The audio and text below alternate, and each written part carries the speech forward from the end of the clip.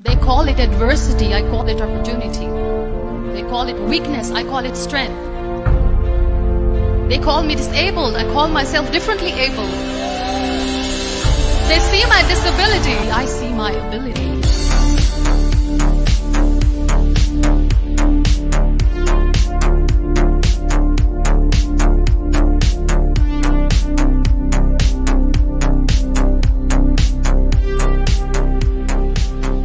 There are some incidents that happen in your life, and those incidents are so strong that they change your DNA. Those incidents or accidents are so strong that they break you physically. They deform your body, but they transform your soul. I was 18 years old when I got married. I belonged to a very conservative family, a Baloch family, where good daughters never say no to their parents. My father wanted me to get married, and all I said was, if that makes you happy, I'll say yes. And of course, it was never a happy marriage. Just about after 2 years of getting married, I met a car accident. Somehow my husband fell asleep and the car fell in the ditch. He managed to jump out, saved himself. I'm happy for him. But I stayed inside the car and I sustained a lot of injuries. The list is a bit long. Radius ulna of my right arm were fractured. The wrist was fractured. Shoulder bone and collarbone were fractured. My whole rib cage got fractured. And because of the rib cage injury, lungs and liver were badly injured. I couldn't breathe. I lost urinary bowel control. That's why I have to wear the bag wherever I go. One day, doctor came to me and he said, well, I heard that you wanted to be an artist, but you ended up being a housewife. I have a bad news for you. You won't be able to paint again because your wrist and your arm are so deformed, you won't be able to hold a pen again. And I stayed quiet. Next day, doctor came to me and said, your spine injury is so bad, you won't be able to walk again. I took a deep breath and I said, it's all right. The next day, doctor came to me and said, because of your spine injury and the fixation that you have in your back, you won't be able to give birth to a child again. That day, I was devastated. I still remember, I asked my mother, why me? And that is where I started to question my existence. Why am I even alive? What's the point of living? People are scared. They think I will get divorced. What is going to happen to me? But I'm tired of looking at these white walls in the hospital and wearing these white scrubs. I'm getting tired of this. I want to add more colors to my life. I want to do something. Bring me some colors. Bring me some small canvas. I want to paint. So the very first painting I made was on my deathbed, where I painted for the very first time. It was not just an art piece or just my passion. It was my therapy.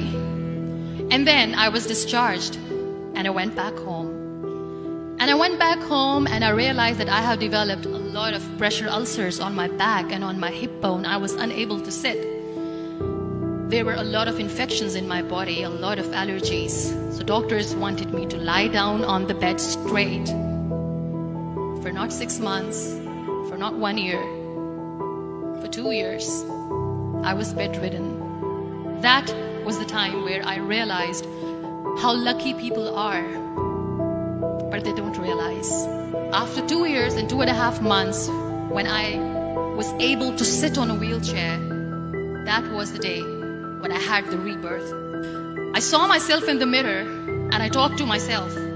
So I applied the lip color for the first time and I cried. And I said, what am I doing?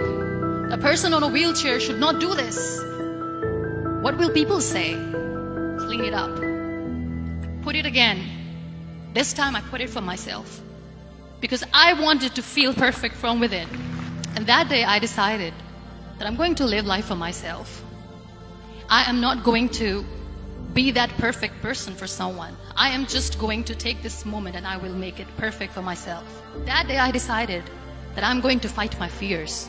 You know what was my biggest fear? Divorce. I couldn't stand this word. I was trying to cling on to this person who didn't want me anymore, but I said no. That the day I got the news that he's getting married, I sent him a text that I'm so happy for you and I wish you all the best. And he knows that I pray for him today. I won't be able to be a mother again. And that was quite devastating for me. But then I realized there are so many children in the world, all they want is acceptance. So there is no point of crying, just go and adopt one. 2 years later, I got this call from a very small city in Pakistan. I got a call and they said, "Are you Muniba Mazari? There is a baby boy and would you like to adopt?" And when I say yes, I could literally feel the labor pain. I said, yes, I am going to adopt him. I am coming to take him home. You know, when you end up being on the wheelchair, what's the most painful thing? That's another fear that people on the wheelchair or the people who are differently able have in their hearts but they never share. I'll share that with you. The lack of acceptance. People think that they will not be accepted by other people because we, in the world of perfect people, are imperfects. So I decided that instead of starting an NGO for disability awareness, which I know will not help anyone, I started to appear more in public. I started to paint. I always wanted to. Do not think that you alone can achieve things. No. There is always another person who is standing behind you, maybe not coming on the forefront, but behind you, praying for you and supporting you. Never lose that person. Never. Somebody's absence makes you a better person. Cherish their absence. It's always a blessing in disguise. There are so many people in the world who are dreaming to live a life that you are living right now. You have no idea. Embrace each and every breath that you are taking. Celebrate your life. Live it. Don't die before your death. You work hard, you make money. You do it for yourself. That's not life. You go out, you seek for people who need your help. You make their lives better. You become that sponge which can absorb all the negativity, and you become that person who can emit beautiful, positive vibes. And when you realize that you have changed someone's life, and because of you, this person didn't give up, that is the day when you live. Love yourself and spread that love. Life will be hard. There will be turmoils. There will be trials, but that will only make you stronger. Never give up. The real happiness doesn't lie in money or success or fame. I have this all. I never wanted this. Real happiness lies in gratitude. So be grateful, be alive, and live every moment.